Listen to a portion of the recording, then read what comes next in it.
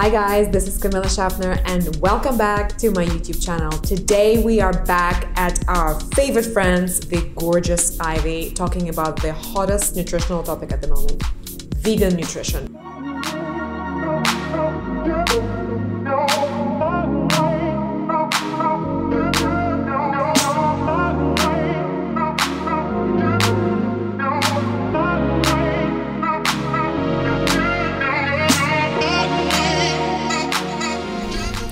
First things first, I want to just, put it out there that this is a video about nutritional aspect of vegan lifestyle. Of course, people do it for many different reasons that is very personal to them. It can be animal welfare, it can be their own health, it can be environmental impact of agriculture and meat consumption.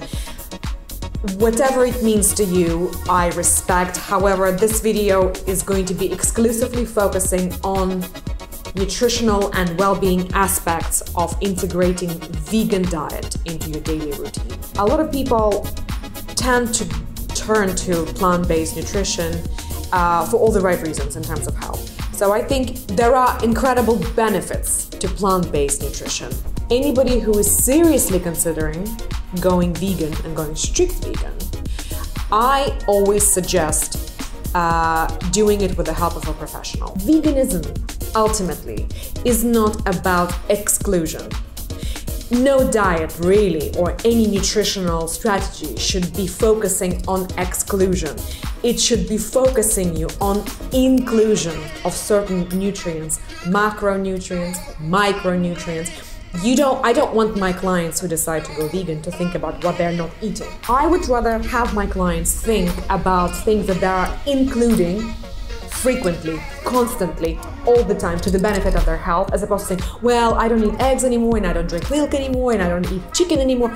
No, it's not about what you don't do anymore. It's about what you are doing instead and how well you're doing it. In terms of carbohydrates and vegan diet, obviously, vegan diet by definition is abundant in carbohydrates. However, my clinical suggestion would be always to go for complex whole grain foods. Quinoa, which is not really a carb, it's a pseudo-carb, it's actually a seed. Rice, butternut squash, sweet potatoes, barley, peas, beans, chickpeas. Keep it simple, very little processing, very little sort of cooking, keep it natural. So we should all be trying to get a certain amount of protein per day. I don't want to say exact numbers because they are very bio-individual for each and every single one of us. Protein is made out of amino acids. There are 20 amino acids. 9 of them are called essential amino acids because the body doesn't produce it on its own. You need to consume it through food. Protein that is considered to be like an anchor benchmark protein, complete protein, is soya.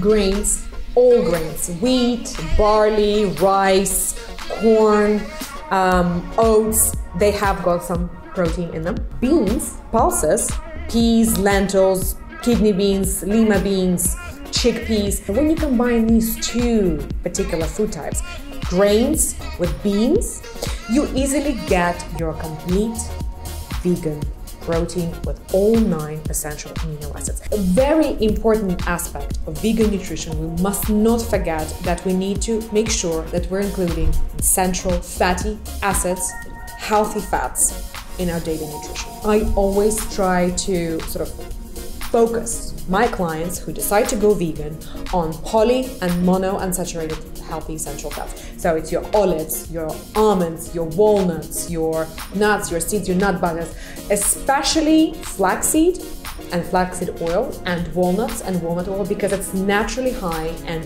omega-3, vegan omega-3.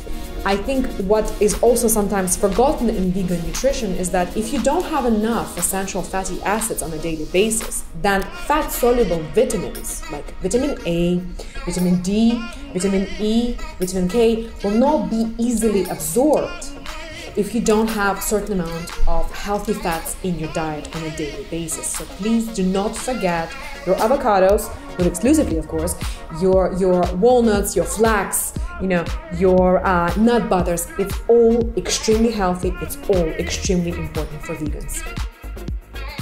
We cannot talk about vegan diet, and one of the biggest culprits that a lot of people fall into is lack of calcium. Majority of calcium that people intake comes from dairy products. So if you are a vegan and you're strict vegan, there is absolutely no dairy products that are naturally rich and highly absorbable calcium, then you need to look out for plant-based versions of your yogurt and your milk that are fortified. There are some foods that are naturally high in calcium, for example, sesame seeds and broccoli and certain leafy green vegetables, but the amounts of these food that needs to be consumed to be able to extract appropriate daily allowances of calcium are sometimes unattainable. You have to be very, very strategic where you're getting it from, and if you don't want to supplement, you need to make sure that your plant-based milks that you go for, whether it's oat milk, whether it's almond milk, doesn't matter. It has to be fortified. I always remind my vegan clients to go for spectrum. Spectrum means colorful plates. It's not just about beige food, it's not about pasta, it's not about potato, it's not about rice, it's not about grains, it's not about toast, it's about greens, it's about your broccolis, it's about your cabbages, it's about your oranges, it's about your pumpkins, your carrots, your squashes, it's about your purple foods, your aubergines, your purple cabbage, your berries. You need to make sure that your plate is always colorful, that it's not a mono meal, it's not just one or two ingredients on the plate. Make sure that you're not eating the same food day after day after day, because that's the quickest way towards deficiencies. For most people, going plant-based or going strict vegan does require a great deal of preparation. It can be a bit of a shock to the system, especially if all you know is bacon sandwiches in the morning and, steak and chips in the evening. You just need to understand a couple of things. That just the very sheer exercise of switching from meat or animal protein to completely plant-based nutrition doesn't automatically propel you into a untouchably superior health status. We have suggestions, we have guidelines that guide us as to what our daily nutrition should look like. I think that's the best way to go about structuring a vegan plan, is to say, okay, what is the NHS guideline for everybody? Is to have 5 to 6 portions of food per day, is to have adequate amount of hydration, which is very important for vegans because of the increased amount of fiber. I've removed animal protein, I've removed dairy, but how am I replacing, how am I sort of filling these voids so that I don't create potential deficiencies, nutritional deficiencies, or I don't make existing nutritional deficiencies any worse? So, my advice, if you're seriously considering going vegan, then take yourself to your GP or clinical nutritionist and ask them to run a series of simple blood tests that will help you ascertaining whether or not there is already a deficiency, for example, in iron or vitamin D3, or you are actually of a very robust health and you can jump into hot water without any problems or sort of concerns or question marks. Was I deficient in something? Was I not deficient in something? Or whether you are actually a very robust individual health-wise and you are actually ready to be a fully fledged healthy vegan. Not many people in general are of a robust health, sadly. Majority of us do have some sort of individual biochemical deficiencies, whether it's iron, which is very common in women, whether it's calcium, which is very common in people that, who remove a lot of dairy products. Of course, anybody who lives in Northern Hemisphere, a lot of people are deficient in vitamin D. So it is best to approach anything that dramatic of a change in terms of nutrition. Prepare yourself for this. And I think the best way to do it is just to make sure you understand where you are biochemically before you start your vegan nutrition. Just a quick note about reasons for going vegan. Of course, they're very personal and they're individual for every single one of us who decide to go largely plant-based. Diet is very personal. We are all very biochemically individual.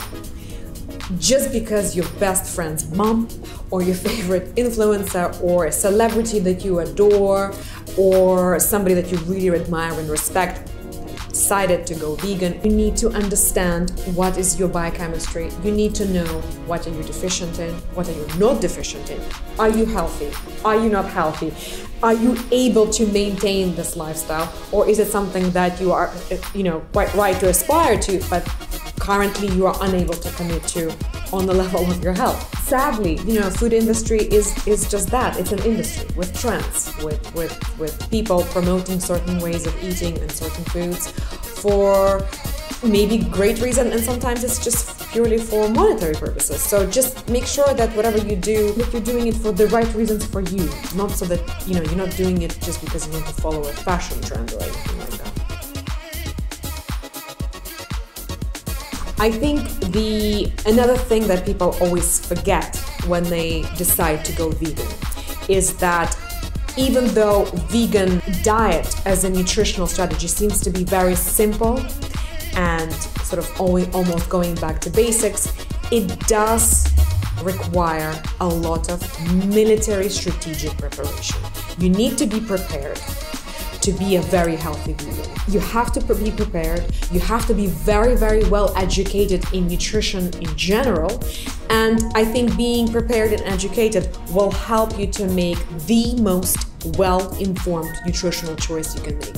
So I hope you guys enjoy this video about vegan diet and how to prepare to become a healthy vegan. I think it's very important. It's a massive decision. It can be potentially life-changing decision. Be mindful of your nutritional choices. Seek guidance from nutritionists. Seek guidance from doctors like GPs. Don't do it alone. If you have any questions, seek answers for your questions. And there is no point in being an unhealthy vegan. Massive special thanks to our friends at The Ivy. Phenomenal vegan food at a beautiful place.